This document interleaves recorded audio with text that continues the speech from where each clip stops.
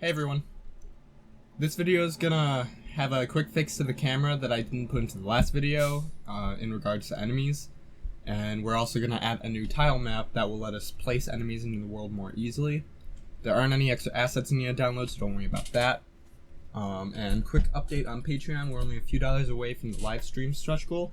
And next after that is text tutorials for all previous and future videos. So check that out if you're interested. But anyway, let's get started. First thing we gotta do is change the camera to prevent enemies from walking off and freezing as soon as they walk into a different room. So, I would have done this last video, but I thought it was going to be slightly more complicated and left it for this one. But I changed my solution. Basically what we're going to do is we're just going to add invisible walls to the camera scene that only enemies can collide with.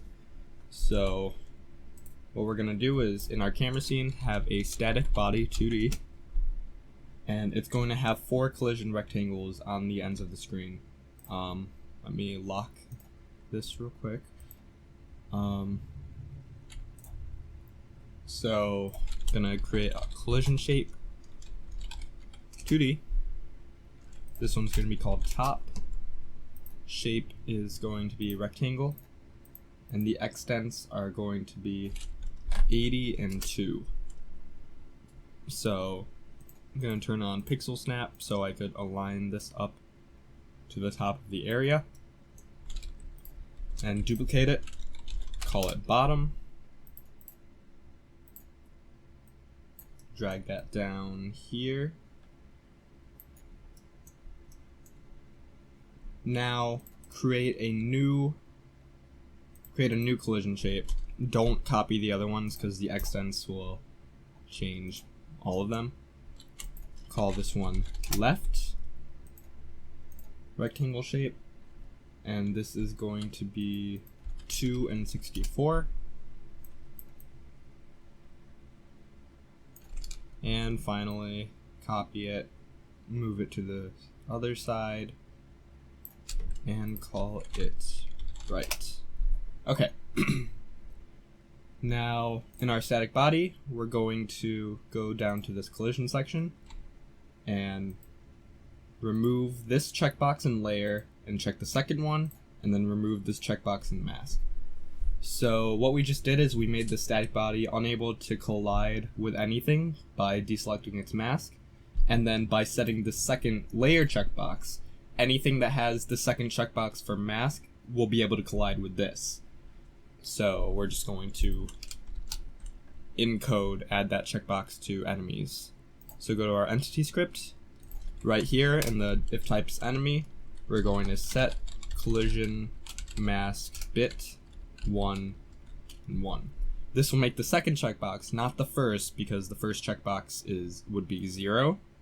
We're gonna activate that, and it will collide with any body that has the second checkbox on layer active. In this case, they'll collide to the static body on the camera. Now, how can we show this? If we just delete the sides here and head up, hopefully we can get the enemy to walk off the side. But he's being pretty difficult. Okay, he bumped off the end. He didn't just turn around. See, he's bumping off like a couple pixels off the side. So now he can't get stuck off screen. So let's undo that.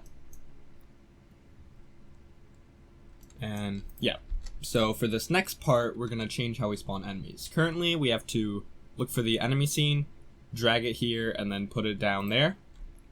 But what we're gonna do is we're just gonna make them spawnable through a tile map like we do with walls. So create a new scene, set the root node to just node, and call it enemy tile set. Then add a sprite called stalfos. For every enemy we add, it has to be named exactly the same as what the scene is called in the enemies folder, because it's going to look through the enemies folder and find a scene of the same name. So let's add the stalfos texture here, and then save this to our tiles folder as enemy tile set, right? Or no, enemy scene, because we're going to be coming back to this scene and adding more enemies to it. And then go to scene, convert to tile set, save it into tiles folder. This one's going to be enemy tile set.tres. Okay. Now we need to make the spawner. So let's create a new scene. The root node is going to be a tile map, and it's going to be called enemies. But we're going to save this to our tiles folder as enemy tile map. So set the tile set to the one we just made. Set the cell to 16 by 16. And let's add a new script. So yeah, enemy tile map, create. What this script is going to do is it's going to find every tile in the tile map, check if there's an enemy associated with it, and if there is, spawn it. Actually, we're not even going to check. It's just going to spawn anything. It's up to you to make sure that it actually exists. So start with a ready function. We're going to have two variables, size, which is going to equal get cell size, and offset, which is going to be size divided by 2. We're going to use that in a second. Now a for loop for tile in get used cells. So this is going to find every cell in the tile map that has a tile actually drawn onto it, and the tile is going to be the position of those cells. Like if it's, for example, if we have one right here, it's going to be 2 and 2. Or 1 and 1. Yeah, 1 and 1. So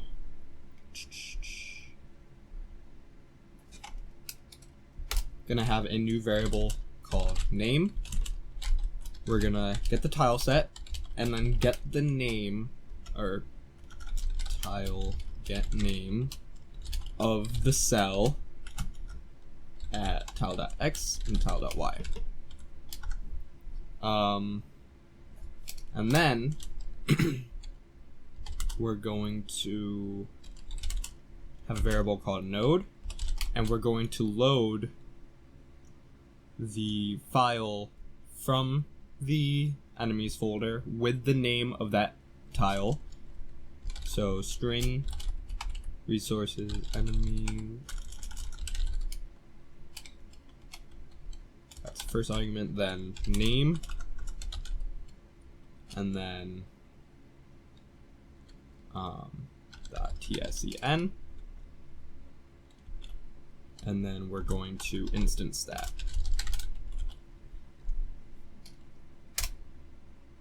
So for that stalfos here, it's going to look into the enemies folder, go to that directory, get the stalfos, and then tscn, and then create it. So now we have to set its position to tile times size plus offset. So like I said, this tile in the for loop is going to be the tile's x and y position. So we're taking its x and y position, then we're multiplying it by the size of each cell. So what this does is if it's at a position of like 3 and 3, then it's going to multiply it by the cell size is 16 and 16. So it's 3 and 3 times, these are vector 2 values, 3 and 3 times 16 by 16. So it's going to put it into a position of 48, 48 plus the offset, which in this case is going to be half of the cell size of 16, so 8. So it's going to add 8 and 8 just to center it into the cell. And then, yeah, now we just have to add the node. So what we have to use here is a call deferred we're going to call the add child function in the parent, and the argument will be node. So we have to do this instead of just doing like get parent add child node. We have to do this because of how Godot handles adding children. While it's already adding this children, it can't do it in its ready. It can't do it in its ready in this ready function. It has to wait a second and then add them. So that's all that's doing. And then once this is all finished, we're just gonna delete the tile set so it's not in the background at all times. Now we just have to go back to our test scene, add this tile map, and we can delete stalfos. And now, oh, did I not save this? Oops. Okay, now we can go in here and we could just spawn enemies as we like.